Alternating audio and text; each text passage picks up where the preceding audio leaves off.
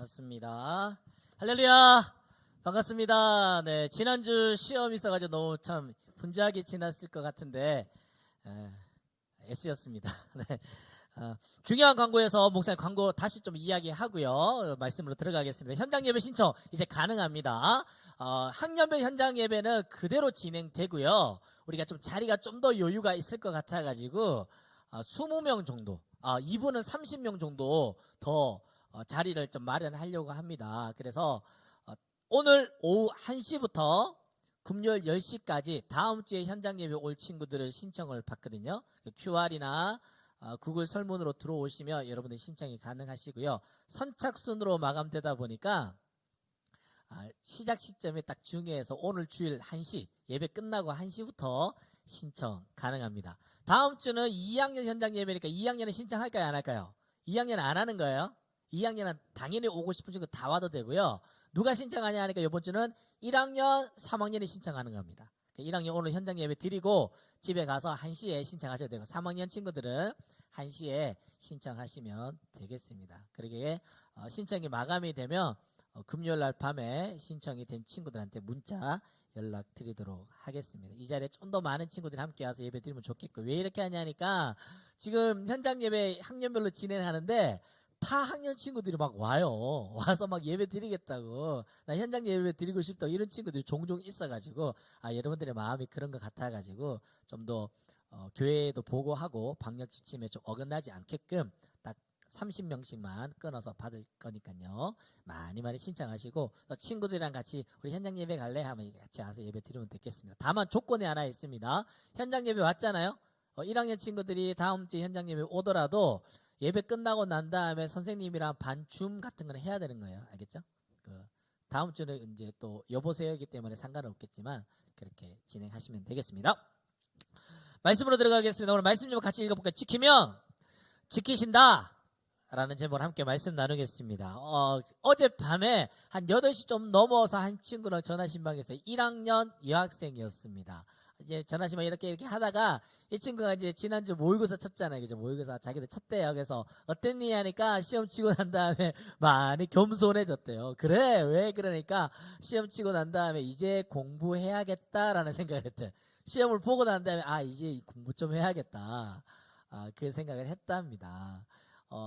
목요일날 시험에 3학년들에게는 전국에 이제 수험생들이 시험을 치다 보니까 아마 부담이 좀 더 컸을 것 같은데, 시험을 끝난 다음에 시험에 너무 함몰되지 마시고 시험을 좀 못 봤으면 좀 더 이렇게 심기일전해야지라는 마음 가지면 되고, 시험을 잘 봤으면 이렇게 공부하면 되겠구나 라고 생각해서 그렇게 진행하시면 되는 거예요. 시험 끝나고 교훈만 얻으면 되지 시험 결과 때문에 연연하지 않기를 부탁을 드립니다. 시험 치르고 난 다음에 막 한 친구도 지난 중간고사 치르고 난 다음에 열심히 하는 친구인데 자기가 너무 막 비참하더란 거야. 자기가 너무 보잘것없어 보이고 엄마한테도 엄마 나 밉지, 나 학교 공부하지 말까, 나 차라리 일할까, 이 정도로까지 낙망했다라는 거예요. 그러지 마세요. 그러지 마세요. 우리가 때때로 그런 마음이 들 때 우리에게 필요한 건 뭡니까? 지혜가 필요하죠. 지식이 필요하죠. 그래가지고 우리 5월 6월 큐티 본문이 잠언 말씀인데, 잠언 말씀으로 6월 한 달 동안 하나님의 지혜를 가졌던 솔로몬은 어떻게 살았는지, 솔로몬이 주고 있는 그 교훈은 무엇인지 우리 함께 따라가 보려고 합니다. 7월 초에 또 기말고사가 있으니까 6월 한 달 동안 하나님의 지혜로 우리가 무장할 수 있으면 좋겠습니다. 개그맨 박명수 씨가 때때로 방송을 하다 보면 엉뚱한 말인 것 같은데 맞는 말 같다라는 거예요. 엉뚱한 말인 것 같은데 맞는 말 같아서 그걸 묶어놓은 게 있더라고요. 박명수 맞는 말 대잔치 몇 개만 좀 소개해 드릴게요. 늦었다고 생각할 때가 진짜 늦었다. 진짜 너무 늦었다. 뭘 무서워, 그냥 하는 거지. 인생에 난관이 이것만 있겠어? 원수는 직장에서 만난다. 열심히는 하지만 노력은 안 한다. 무슨 말인지 모르겠어요. 사람이 배고플 때 뭐가 나온다. 어려운 길은 길이 아니다. 즐길 수 없으면 피해라. 가는 말이 고우면 얕본다. 고생 끝에 골병이 온다. 참을인자 세 개면 호구다. 티끌모아 티끌이다. 우리가 옛날에 어른들이 했던 말과 좀 다르죠. 티끌모아 태산이다. 가는 말이 고우면 오는 말 또 곱다.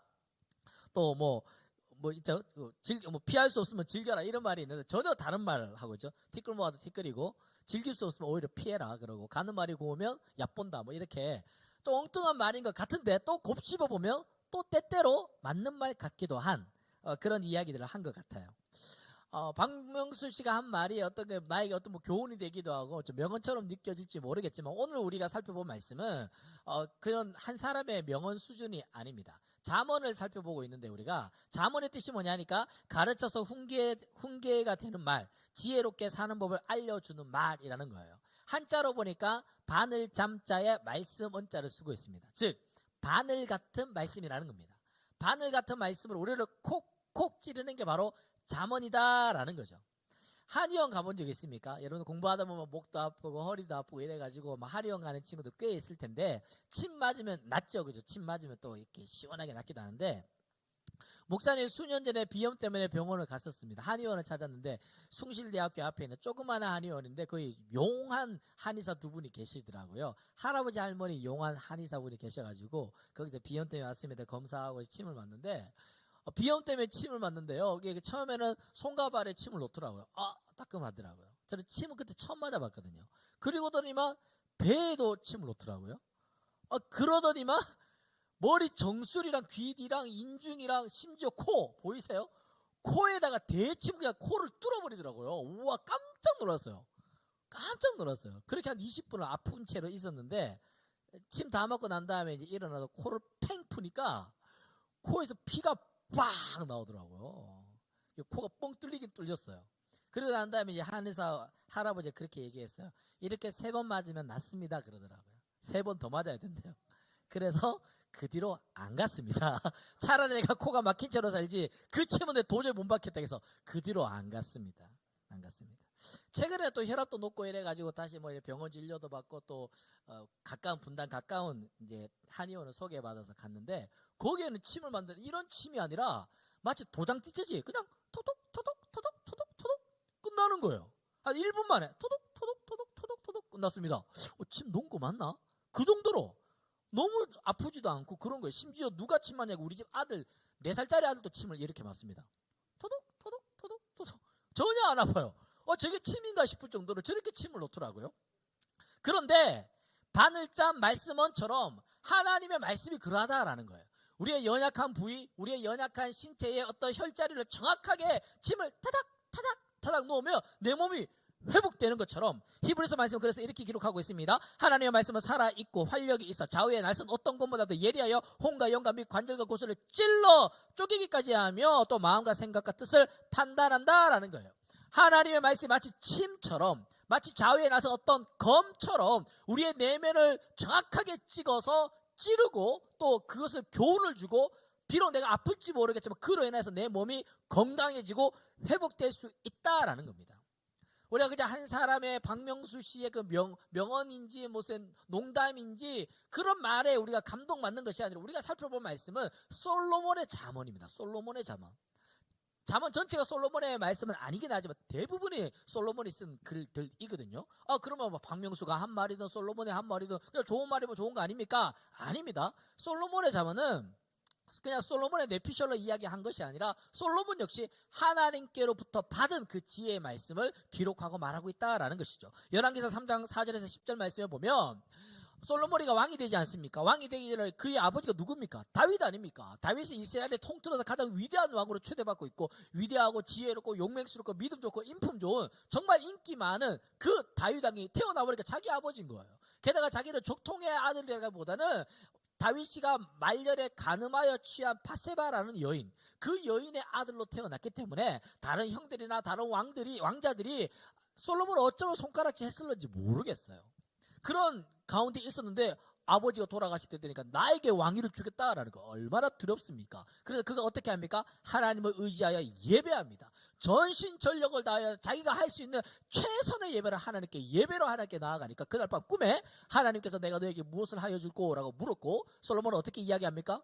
나에게 뭐 권력을 주십시오, 힘을 주십시오, 생명을 주십시오, 뭐 부귀를 주십시오 이런 것을 구하는 것이 아니라 하나님께 이렇게 이야기합니다. 종은 작은 아이라. 하나님께 어떻게 이야기하는 거예요? 나는 종이라는 거예요. 하나님의 종이라는 거예요. 게다가 나는 작은 아이라는 거예요. 내가 막 출입할 줄도 모르고 판단할 줄도 모르고 생각할 줄도 모르는 저는 아이입니다. 그러면서 9절 말씀에 듣는 마음을 조용히 주사 주의 백성을 재판하여 선악을 분별하게 하옵소서. 나에게 수많은 백성들이 있는데 나의 아버지가 정치 잘 하셨듯이 나도 백성들을 잘 다스리고 싶습니다. 듣는 마음을 주십시오라는 거예요. 개역 한글 성경 이전 성경 버전에서는 지혜라고 번역된 이 말을 좀 더 구체적으로 개역 개정에서는 듣는 마음이라고 표현해 놓았습니다. 듣는 마음, 나에게 지혜를 달라고. 이것을 10절 말씀에 솔로몬이 이것을 구함에 그 말씀이 주의 마음에 든지라. 하나님 마음에 흡족한 기도였다라는 것입니다.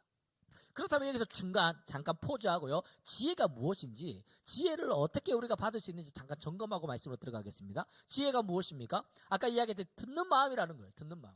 듣는 마음. 하나님의 말씀을 듣는 것, 그것이 바로 지혜라는 것입니다. 내가 어떤 걸 말을 잘하는 것이 지혜가 아니라 누군가로부터 들을 때가 지혜의 시작입니다. 두 번째로 그러면 이 듣는 마음 지혜는 어떻게 얻을 수 있을까요? 어떨 때 우리가 듣게 될까요? 어떻게 때 우리는 듣는 지혜를 얻게 될까요? 잠언 1장 7절 말씀, 9장 10절 말씀이 그 잠언의 핵심 구절인데요.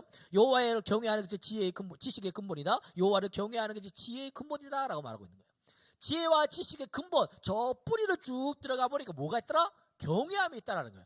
하나님을 경외할 때 하나님의 말씀을 듣게 되고 그것이 바로 지혜와 지식이 된다는 겁니다. 하나님을 경외할 때 그 말씀에 귀 기울이게 된다라는 겁니다. 그 경외함을 영어로 보니까 두려움, fear라고 이야기하는데 하나님은 두려운 마음이 있을 때 그 말씀을 귀 기울이게 된다라는 것이죠. 목사님 중고등학교 때 남중 남고를 나왔고 그때만 하더라도 체벌이 막 그렇게 막 흥행하던 부흥하던 시절이었습니다. 선생님의 손에는 늘 교과서와 몽둥이가 있었습니다. 모든 선생님들이 몽둥이를 들고 다녔고 각자 소견에 오른 대로 굵고 긴 몽둥이 또는 얇고 긴 몽둥이 또는 짧지만 뚱뚱한 몽둥이 막 수많은 각종 몽둥이를 어떻게 그렇게 구해서 갖고 다니시는지 그 몽둥이를 들고 다니면서 아이들을 위협하고 조패했습니다. 그래서 싫죠. 선생님 맨날 조패니까 쪽지 심지고 조패고 시험 결과 나오면 조패고 떠들면 조패고 졸면 조패고 맨날 조 터지는 게 그게 학교의 일이었어요. 저는. 그런데 신기한 건 뭡니까? 그런 선생님은 정말 믿고 싫고 짜증나. 저게 교사야 하는데 그 선생님의 수업이 성적이 오를까요? 안 떨어질까요? 그 수업이 오르는 거예요. 그 성적이 오르다는 게 그게 더 짜증나요. 그 싫은 선생님의 조패는 선생님의 성적이 오르더라는 겁니다. 그러니까 선생님도 이것 봐라. 조패니까 성적 오르네. 그러니까 또 조패고 막 이렇게 되는 거죠. 부모님들도 학교 주변에 학교들이 있으면 어때는 많이 조패를 학교 애를 보내고 싶어요. 우리 애가 두들겨 맞기는 싫지만 그래도 여기 보내면 성적 오르겠지. 그런 마음이 있더라는 거예요. 엄한 학교, 무서운 학교 가면 그래도 성적 오른다.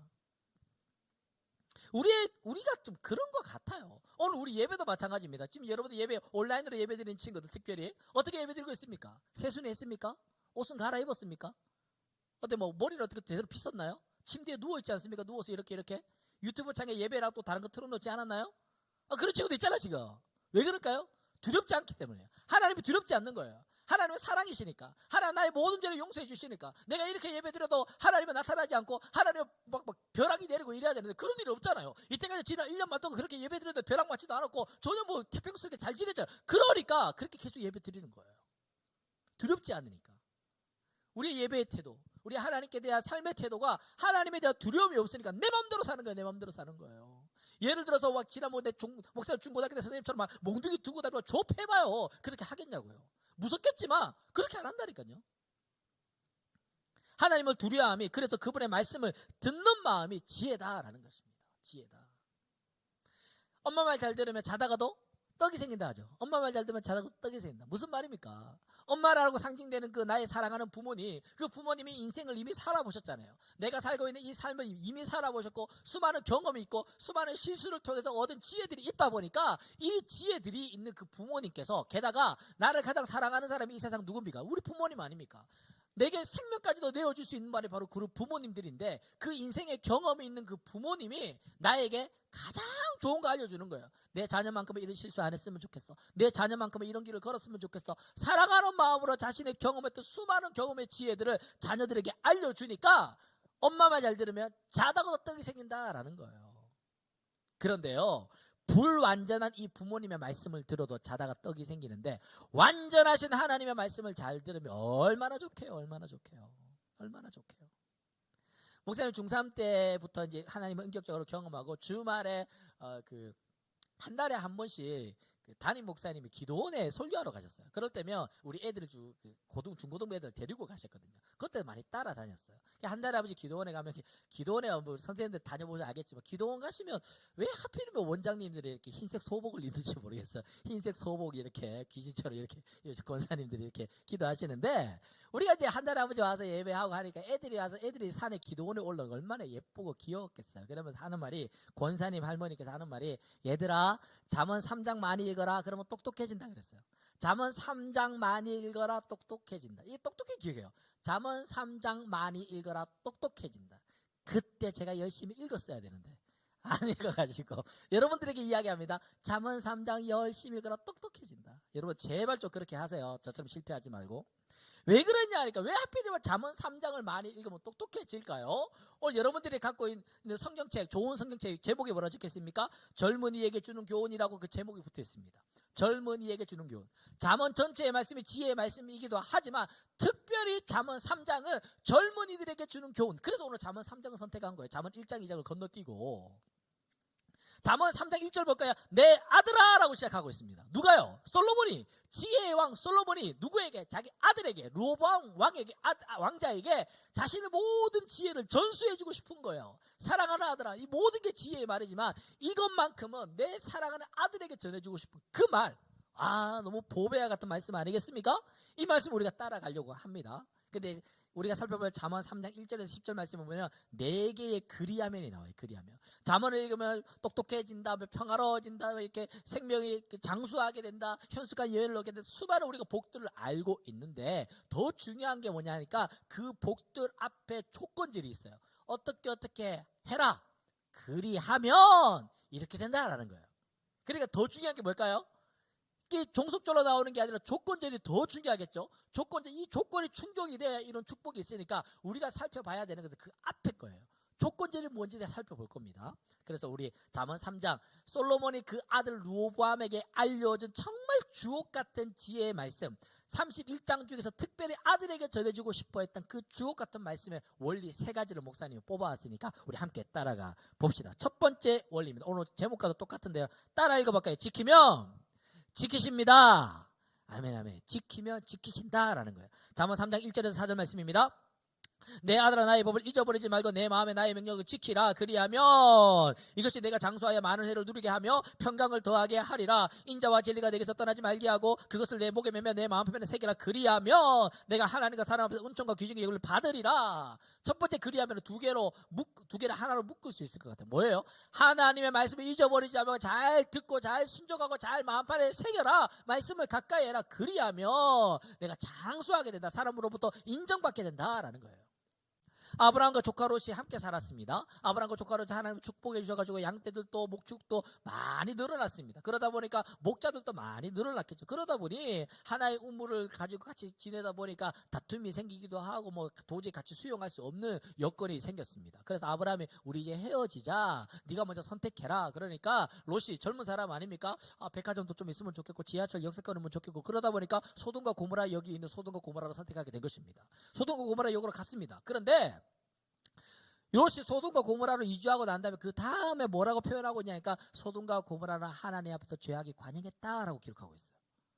비록 그것이 도시가 발전됐을지 모르겠죠. 그곳에는 하나님이 싫어하는 죄도 가득했던 것입니다. 수년의 시간이 흘렀습니다. 하나님은 도저히 소돔과 고모라를 그대로 두고 볼 수 없어서 천사를 보내어 그 소돔과 고모라를 멸하기로 작정하셨습니다. 롯이 부지 중에 천사를 자기 집에 불러다가 접대하고 대접하게 됐습니다. 그때 천사가 이야기하는 것이죠. 이 도시는 이제 멸망할 것이다. 그 경고의 말씀을 들었어요. 그러니 롯이 어떻게 할까요? 자기 아내와 두 딸과 결혼하기로 한 예비 사위들을 불렀습니다. 그러다가 이런 일이 벌어질 거야. 하나님 말씀이 이렇게 말씀하셨어. 우리 도망가야 해. 라고 이야기하니까 롯의 사위들이 어떻게 했을까요? 창세기 19장 말씀입니다. 롯이 나가서 그 딸들과 결혼할 사위들에게 말하여 이르기를 여호와께서 이 성을 멸하실 터이니 너희는 일어나 이곳에서 떠나라 하되 그의 사위들은 농담으로 여겼더라. 아이고 장이라는 농담도 그런 말이 어디 있습니까? 비웃는 거예요. 피식피식. 아이 그런 말은 뭐 신화 같은 이야기 하나님이 어디 있고 그런 게 어디 있습니까? 안 믿는 거예요. 하나님 말씀 무시하는 거예요. 하나님 말씀에 무심하는 거예요. 곧 콧방귀를 뀌는 거예요. 귀떡으로도 안 듣는 거예요. 하나님의 말씀을. 하나님의 말씀을 안 듣는 거예요. 마치 그리스 로마 신화처럼 이솝 우화처럼 그렇게 여기는 거예요. 요즘 누가 하나님 말씀 믿습니까? 소돔과 고모라가 멸망당할 때에 이 두 사위도 멸망당했습니다. 하나님의 말씀을 잘 지키면 하나님 우리를 지켜주시고 보호해 주시는 거예요. 아까 이야기했던 하나님의 말씀 잊지 말고 내 마음판에 새기라. 그리하면 네가 장수하리라. 사람들로부터 네가 인정받으리라. 하나님의 말씀에 순종하면 하나님이 우리를 보호해 주십니다. 우리를 곤란함으로부터, 고난으로부터, 사람들과의 관계에서부터 우리를 지키시고 보호해 주실 줄로 믿습니다. 아멘. 솔로몬이 그의 아들 르호보암에게 첫 번째 원리를 이 이야기를 하는 거예요. 너 하나님 말씀 잘 지켜. 그러면 하나님이 우리를 지켜주실 거야. 두 번째입니다. 목사님이 이게 나름대로 이렇게 라임 살리려고 만들었는데, 인정하면 인도하십니다. 같이 읽어볼까요? 인정하면 인도하십니다. 네. 5절 6절 말씀을 보니까 너는 마음을 다하여 여호와를 신뢰하라. 내 명철을 의지하지 말라. 너는 범사에 그를 인정하라. 그리하면 내 길을 지도하시리라. 자문 말씀에서는 우리가 신뢰해야 할 대상과 신뢰하지 말아야 할 대상에 대해서 분명하게 이야기하고 있습니다. 우리가 신뢰할 대상은 누굽니까? 여호와 하나님입니다. 내가 신뢰하지 말아야 할 대상이 무엇입니까? 나의 명철이라는 거예요. 나의 명철, 나의 생각이라는 거예요. 나의 이성이라는 거예요. 그러면 이제부터 공부하지 말고 이성적으로 생각도 하지 말고 판단도 하지 말라, 이것이 아닙니다.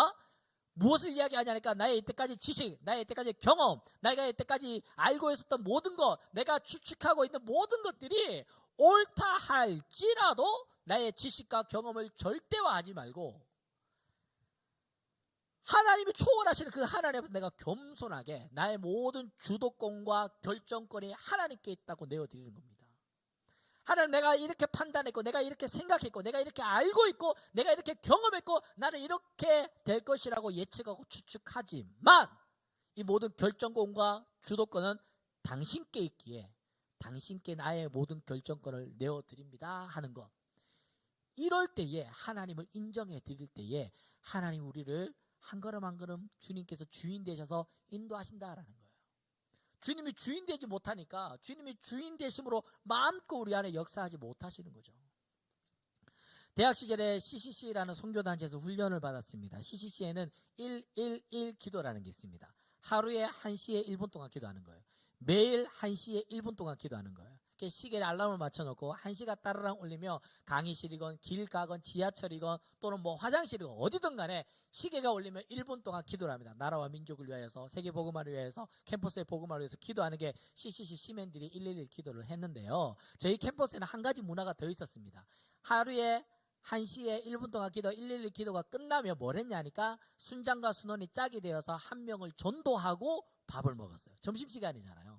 점심 먹기 전에 111 기도하고 사형리 들고 캠퍼스로 누웁니다. 캠퍼스에 있는 사람들에게 복음을 전하, 한 명에게 복음을 전하고 그리고 점심을 먹었어요. 사형리는 이렇게 시작되었습니다. 사형리라는 전도지를 이렇게 전도를 했는데, 사형리에 대해서 들어보셨습니까? 라고 이야기 쭉 이기면 한 5분 정도 걸리거든요. 사형리 전도지로 복음을 전했는데, 사형리 전도지에 참 인상적인 그림이 하나 있습니다. 그 그림을 소개해 드리겠습니다. 이 그림인데요. 여러분 아마 한두 번 보셨을 거예요. 큰 원은 나의 마음을 상징합니다. 그 안에 의자 모양인데 이것은 내 마음의 왕좌입니다. 첫 번째 그림에 보니까 내 마음의 왕좌에 누가 있습니까? 내가 앉아 있는 거예요. 내 마음 안에 하나님은 없습니다. 예수님 들어오지 못하고 예수님 바깥에 계십니다. 내 마음에 내 인생의 주인은 나 스스로입니다. 그래서 내 삶의 주변에 일어나가는 크고 작은 점들은 크고 작은 사건들이거든요. 크고 작은 사건들이 어수선하게 펼쳐져 있습니다.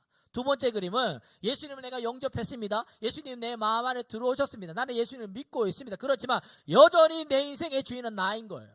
여전히 내 인생의 주도권은 내가 쥐고 있는 거예요. 그러다 보니까 내 삶의 사건들이 여전히 어수선하게 펼쳐져 있습니다. 세 번째 그림은 예수님의 내 마음의 주인으로 인정해드리고 예수님께 나의 주도권을 내어드리고 나는 그분 밑에 내려와 종으로서의 자세를 취할 때에 내 삶의 모든 사건들을 예수 그리스도를 중심으로 질서정연하게 조화가 되는 것을 이 그림으로 표현하고 있습니다. 이 그림 밑에 두 가지 질문이 있어요. 한 가지 질문은 뭐냐 하니까 당신은 어떤 삶을 살고 계십니까? 라고 묻어요. 여러분들에게도 묻습니다. 여러분은 어떤 삶을 살고 계십니까? 그 질문 이후에 바로 이어서 두 번째 질문이 나옵니다. 이렇게 묻습니다. 당신은 어떤 삶을 살고 싶습니까?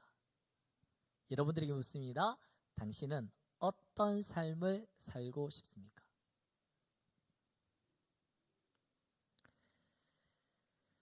예수님이 내 인생의 왕으로, 내 인생의 주인으로 인정해 드릴 때에 그분을 통하여서 나의 삶의 모든 크고 작은 일들이 그분을 중심으로 질서를 이루게 됩니다. 마치 이 땅은 카오스, 혼돈으로 만들어졌지만 하나님의 말씀을 통하여서 코스모스, 질서와 조화를 이루게 된 것처럼 우리 인생을 주님께서 인도하시고 지도하시고 주장하시고 한 걸음 한 걸음 이끌어가 주실 것입니다. 시편 23편 1절 2절 말씀, 너무 잘 아는 말씀이죠. 여호와는 나의 목자시니 내게 부족함이 없으리로다. 그가 나를 푸른 풀밭으로 누이시며 쉴 만한 물가로 인도하시는도다. 내가 예수님을 나의 목자로 인정해 드릴 때 그 목자 되신 그분께서 내 삶을 한 걸음 한 걸음 인도해 주시고 책임져 주신다라는 거예요. 우리 고등학생들에게 가장 큰 고민이 뭘까요? 저는 진로라고 생각해요. 특히나 코로나 상황을 맞으면서 얼마나 혼란스럽습니까? 입시가 어떻게 될까? 많은 혼란들이 있을 것 같아요. 근데 고등학생들 뿐만 아니라 이 시대에 살아가는 모두가 요즘에는 똑같은 고민입니다. 내일입니다. 내일에 대한 진로입니다. 이 세상이 어떻게 변할까? 교회도 그 고민을 하면 앞으로 교회는 어떻게 변화될까? 많은 고민을 합니다. 수많은 코로나 사건이 터지고 전 세계 머리 좋다는 사람들 다 모여서 이런 거 예측하지 않겠어요? 경제하는 경제학자로서 예측할 것이고, 문화학자는 문화학자로서 예측할 것이고, 의료계에서 의료계에 따라서 그렇게 막 준비하고 예측하는데 그게 어디 맞아떨어집니까? 하나도 안 맞아떨어지죠. 처음에 코로나 터졌을 때요, 2월 말에요, 교회적으로 코로나가 갑자기 막 확산돼. 그때 뭐 그래봤자 몇 명이었겠어요? 그래봤자 몇 명이었겠어요? 그래봤자 뭐 50명 되지 않다. 정확하게 숫자는 안 납니다. 그래봐야 그 정도 숫자인데 위험하다 해가지고 교회가 클로징하고 온라인으로 전환했습니다. 그때 우리 뭐 당황스럽게 금요일 밤에 그 명령 떨어져가지고 뭐 토요일날 막 방송 만들어대고 막 이랬거든요. 아, 한두 주 하고 만나겠지. 한두 주. 어디? 한두 달. 어디? 지금 1년 반 동안 이러고 하고 있지 않습니까? 누가 그거 내일을 예측할 수 있습니까? 누가 내일을 추측할 수 있습니까? 내일 확진자가 몇 명 나오지 누가 예측합니까? 나와봐야 알죠. 나의 얕은 지식으로 감히 예측하고 추측하는 것을 의지하지 말고 우리 하나님을 전적으로 신뢰할 수 있는 믿음이 있기를 바랍니다. 아멘, 아멘. 온전히 주님께 나의 모든 주도권을 인정해 드릴 때 그분께서 나를 온전히 인도하실 수 있습니다. 내가 인정해 드리는 만큼 하나님께서 인도할 수 있는 거예요. 인도할 수 있는 거예요. 세 번째입니다. 세 번째. 솔로몬 왕이 자기 아들 르호보암 왕자에게 전해주고 싶었던 젊은이들에게 주는 그 엄청난 교훈, 세 번째 원리를 알려드립니다. 따라 읽어봅시다. 내어드릴 때 내어주십니다. 9절 10절 말씀입니다. 내 재물과 내 소산물의 처음 익은 열매로 여호와를 공경하라. 그리하면 내 창고가 가득 차고 내 포도즙 틀에 새 포도즙이 넘치리라 라고 기록하고 있습니다. 처음 것은 어떤 상태든 간에 객관적인 판단보다는 주관적인 의미가 더 많이 들어가게 되어 있습니다. 첫사랑 해보셨어요? 첫사랑 얼마나 어설프고 얼마나 서툴고 얼마나 어색하고 얼마나 미숙했습니까? 하지만 첫사랑 생각하면 누구나 살짝 미소 짓게 되는 거 아닙니까? 첫사랑이기 때문에 주는 의미가 있습니다. 첫 열매 어떻습니까? 농부가 이 열매를 맺히기 위해서 봄에 씨앗을 뿌리고 이렇게 거름을 주고 물 대고 날씨에 맞춰서 그렇게 하면서 1년 동안 애지중지, 아침에 해 뜰 때보다 밤 해질 때까지 그 농부가 애써서 그 키운 농작물이 가을이 되어서 첫 열매를 맺힐 때 그 기쁨을 우리가 어찌 감히 상상이나 하겠냐고요. 첫 자녀, 내가 결혼해서 아이를 낳았을 때 이 아들이든 딸이든 간에 그 첫 자녀에 대한 내가 사랑하는 누구와 결혼해서 하나님께서 첫 생명을 주셨을 때 그 첫 아이를 안을 때 그 두려움과 떨림, 그걸 누가 감히 상상이나 하겠냐고요. 첫 월급, 오랜 시간 학업을 했습니다. 내 꿈과 내 진로를 위해서 많이 고민했습니다. 기도했습니다. 그렇게 해서 취업 준비를 하고 면접을 보고 이제 합격을 했습니다. 한 달 동안 선배들 눈치 봐가면서 일 배워가면서 일을 했습니다. 그래서 첫 월급을 받았습니다. 그 월급은 얼마나 귀합니까? 그 월급이 돈이 얼마건 간에 그 얼마나 의미 있냐고요. 그래서 옛말에 첫 월급 하면 어떻게 한다 하죠? 부모님 빨간 내복 사준다. 왜 빨간 내복 사주는지 저는 알지 못하지만 의미는 알겠어요. 의미는. 첫 월급을 탔는데 내가 이 첫 월급 탄 것으로 내가 탕진하면서 놀면서 뭐 먹고 마시는 게 아니라 지금 이때까지 내가 직장생활 할 수 있을 때까지 부모님께서 나를 양육해 주시고 지도해 주시고 뒷바라지 해주신 게 얼마나 감사합니까? 그 감사함을 빨간 내복이라는 상징적인 그 물건을 통하여서 그 따뜻한 사랑에 대해서 감사하는 마음을 표현하는 게 아닐까 저는 그 생각하거든요. 잠언에서는 하나님은 그 첫 열매를 가지고 하나님께 내어 드릴 때에 나에게 그 소중하고 의미 있는 그 대표성이 있는 그것을 하나님께 내어 드릴 때에 하나님이 오히려 더 넘치도록 채워주시겠다라고 약속하고 있는 겁니다. 목사님 2007년도부터 전도사 사역을 했습니다. 물론 그 전에 수많은 아르바이트도 했었죠. 1월 1일부터 전도사로 부임해가지고 사역을 하는데 첫 주일 예배가 끝났습니다. 첫 주일 예배 끝나고 막 처음에 얼마나 어색하게 해서 처음 양복 입고 교회 가서 전도사라는 명찰도 하고 막 인사하고 뭐 전도사님 호칭도 얼마나 어색하던지. 그러니까 하루가 지났습니다. 어색한 하루가 지나고 그날 오후 늦게 성도님들 다 나가고 교회 막 문 잠그고 정리하고 있는데 담임 목사님이 부르더라고요. 이찬수 담임 목사님이 아니고 제 옛날에 대구에서 설전도사님 와보세요. 가니까요, 뭐라 할지 알아서 걱정했어요. 그런데 안주머니에서 뭘 꺼내는데 막 사시미가 아니겠죠. 이게 봉투가 하나 툭 나오는데 그 봉투에는 설창석 전도사 생활비라고 적혀 있었어요. 그리고 첫 생활비를 주셨습니다. 그게 너무 감사했어요. 세상적으로는 한 달 동안 열심히 일했으니까 자, 나 노역비처럼 이렇게 돈을 줄지 모르겠지만 교회다 보니까 첫 생활비를 첫째 주에 주셨어요. 생활비를 받고 한 달을 생활할 수 있도록. 받았습니다. 정말 한 거 없는데 받았어요. 그 받아가지고 그걸 고스란히 어머니께 드렸습니다. 그날 저녁에 어머니께 드리니까 어머니가 참 감사하다 그리고 기도해 주시고 그걸로 저는 제가 고스란히 다시 받았습니다. 다시 그대로 받아왔습니다. 받아와서 그걸 그 다음 주 주일날 고스란히 헌금을 했습니다. 그때 찍어놓은 사진이에요. 오래된 사진인데 거기 보면 설창석 전도사 생활비라고 적혀져 있어요. 50만 원이었습니다. 이걸 그 다음 주에 그대로 다시 헌금했습니다. 그러니까 재정 안수 집사님이 부르시다가 예배 끝나고 나면 그 헌금을 이렇게 계수하는데 이게 그대로 들어와 있으니까 저를 불렀어요. 놀랐어요. 가니까 설조전사님이 왜 이렇게 된 겁니까? 지난주에 재정부에서 이렇게 생활비가 나갔는데 이 다음 주 왜 이렇게 그대로 들어왔죠? 묻더라고요. 그래서 그때 제가 28살이었는데 집사님 제가 28년 동안 이 생활비 없이 하나님이 먹이시고 입혀주셨습니다. 이 첫 생활비는 하나님께 드리고 싶어서 헌금했습니다. 라고 이야기를 했습니다. 그 이후 동안 하나님이 저를 밥을 굶기지 않으셨습니다. 저를 옷이 없어서 못 입고 다닌 적 없습니다. 신발이 없어서 그냥 널레널레 다닌 적 없습니다. 하나님이 필요에 따라 늘 공급하시고 채워주시는 은혜를 경험했습니다. 뿐만 아니라 한번 간증한 적도 있었는데요. 제가 신대원 다니면서 학비를 낸 적이 없어요. 3년 내내 전액 장학금을 받았고요. 학교가 다 마치고 난 다음에 오히려 저에게 더 많은 금액의 장학금들이 제 통장에 쌓여 있을 만큼 그렇게 저는 풍족하게 학교를 다녔습니다. 언젠가 이 간증을 한 적이 있었는데 한 학생이 이 간증을 듣고 난 다음에 연락이 왔습니다. 목사님, 제가 학교에서 장학금을 받았어요 하더라고요. 너무너무 축하해서 너무 잘했다. 공부도 잘하는 친구였어요. 그런데요, 목사님, 제가 이 첫 장학금을 헌금하고 싶어요 하는 거더라고요. 그래서 제가 어떻게 얘기했냐면 좀 더 의미 있게 쓰여지면 좋겠다라는 생각으로 우리 교회에 에듀투게더라는 데가 있다. 아이들의 학습을 도와줄 수 있는 그런 곳인데 거기에 너의 그 첫 장학금이 후원으로 흘러갈 수 있으면 좋겠다라고 연결해 준 적이 있습니다. 우리가 성경에 보면 예수님께서 빈들에서 말씀을 전하실 때 수많은 사람들이 몰려들었습니다. 저녁이 되었습니다. 먹을 것이 없습니다. 그때에 예수님이 어떻게 하십니까?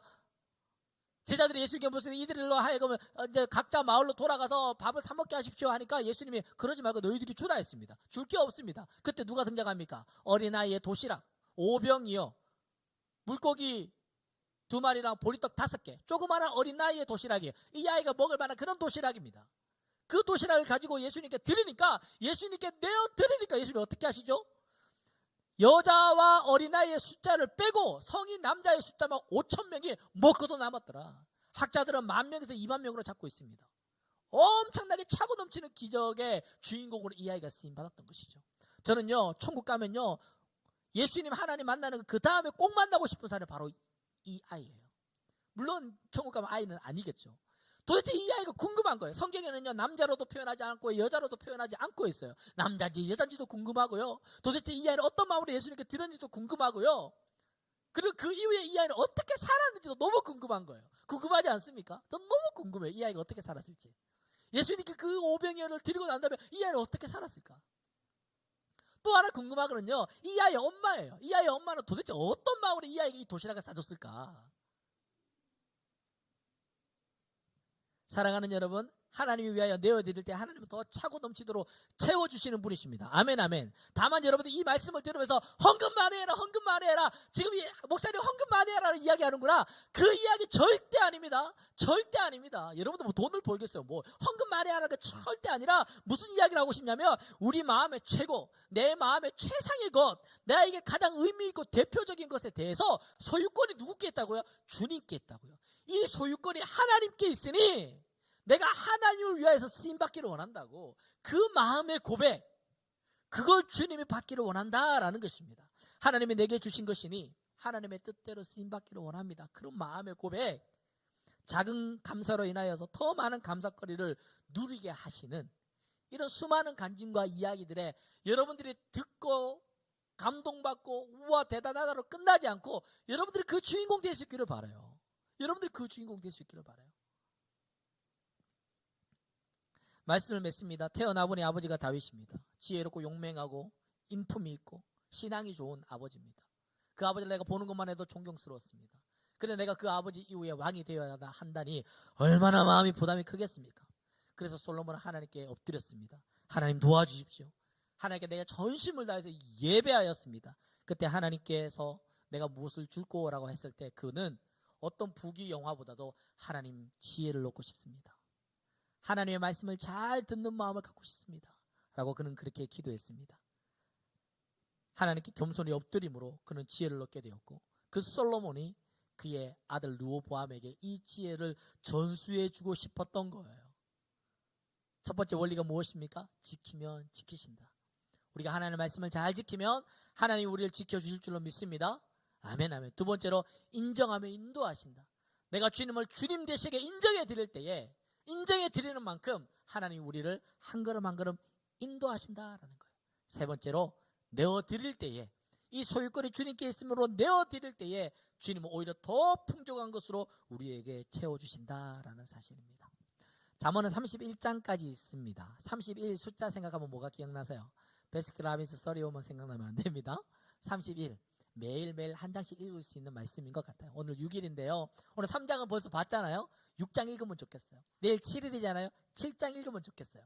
그렇게 한 장 한 장 우리가 읽으면서 여러분들이 도전하기는 하루에 한 장씩 읽으면서 그 장 속에 있는 수많은 절들 중에 한 절 말씀을 나의 말씀으로 좀 삼으면 어떨까 싶어요. 한 절 말씀만 그냥 메모하는 거, 포스트잇에 가장 감동되는 구절 적어서 포스트잇 붙여놓고 내일 또 붙이고 그 다음날 또 붙이고, 그러면 내 책상에 31개의 잠언 말씀이 쫙 붙어 있을 거예요. 그걸 하나 추리는 거죠. 타이핑을 치든지 쓰든지. 그러면 1절부터 31절까지 나만의 잠언이 만들어질 것 같아요. 나만의 잠언.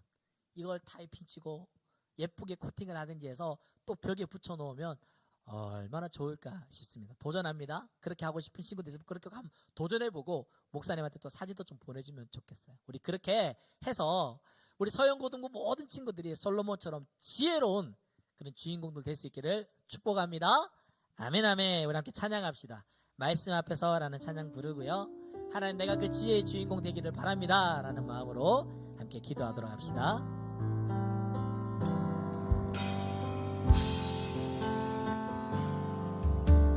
말씀 앞에서 경외함으로, 말씀 앞에서 경외함으로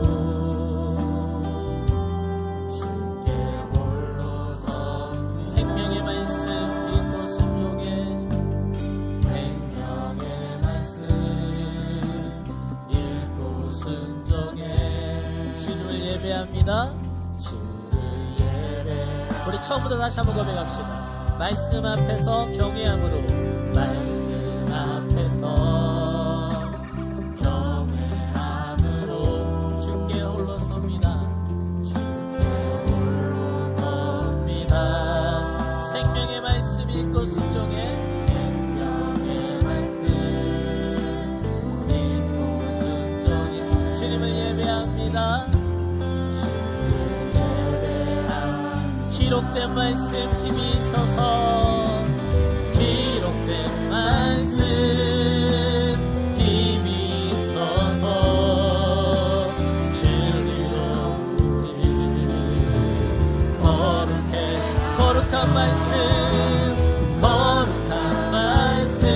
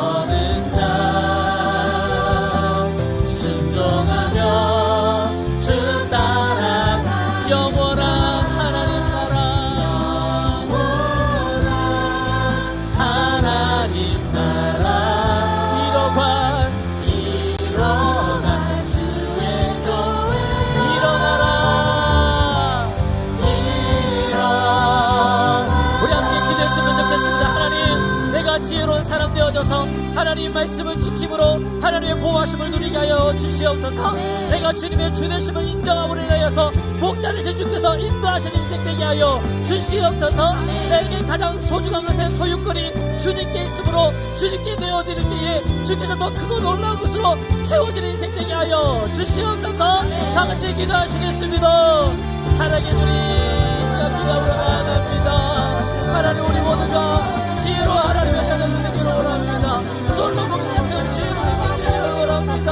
아버지 하나님, 내가 주님의 말씀을 지켜드림으로 인하여 주님의 보호하심과 주님의 지키심을 누릴 수 있는 하나님 그 인생 되게 하여 주시옵소서. 주님의 주되심을 인정해드리고 주님의 나의 목자 되심을 인정해드릴 때에 목자 되신 주께서 푸른 초장 신바라 물과 맑은 시름가로 우리를 인도하시는 인생 될 수 있도록 주여 도와주시옵소서. 아버지는 내가 나의 가장 소중한 것을 주님께 소유권 있으며 인정해드리며 주님께 내어드리기를 원합니다.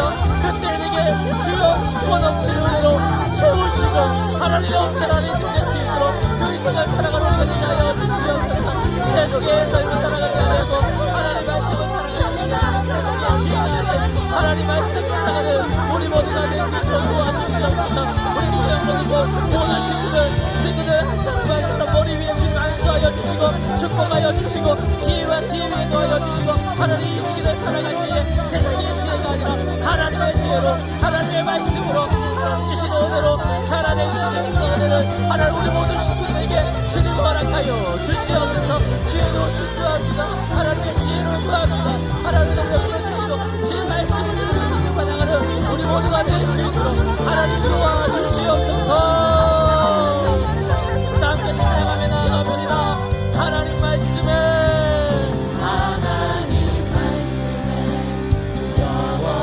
그 말씀에 생명을 거는 자 하나님 그 한 사람을 찾고 계십니다. 하나님 내가 그 한 사람 되게 하여 주시옵소서. 주님의 약속은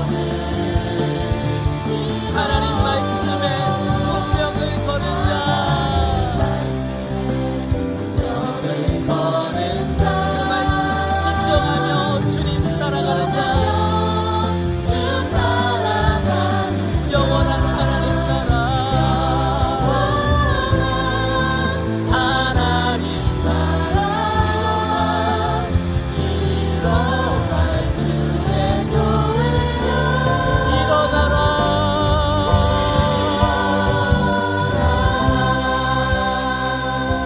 사랑하는 하나님, 이 세상을 살아감에 있어서 세상 사람들이 이렇다더라 저렇다더라 이렇게 해야 잘 산다더라 이렇게 해야 돈 많이 번다더라 이렇게 해야 성공한다더라 수많은 세상의 말들이 들려오지만 하나님 이 세상 살아갈 때 세상 지혜로 살아가지 아니하고 하나님의 지혜로 살아가는 우리들 되기를 간절히 소원합니다. 아버지 그러기 위하여서 하나님을 두려워하고 경외하는 마음으로 하나님의 말씀에 듣는 마음 허락하여 주시고 그 지혜로 말미암아 내가 하나님 말씀 지킬 때 하나님 나 보호하신다.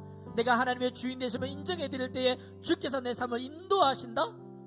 내가 하나님께 내 모든 소중한 것들의 소유권을 이전하고 내어드릴 때에 하나님은 오히려 더 크고 넘치도록 채워주신다라는 그 삶의 원리를 우리가 두 손으로 꼭 붙잡고 이 세상 살아갈 때 하나님의 지혜로 살아내는 2021년도를 살아나는 솔로몬과 같은 우리 모든 서영고등부 식구들 다 될 수 있도록 주님 축복하여 주시옵소서.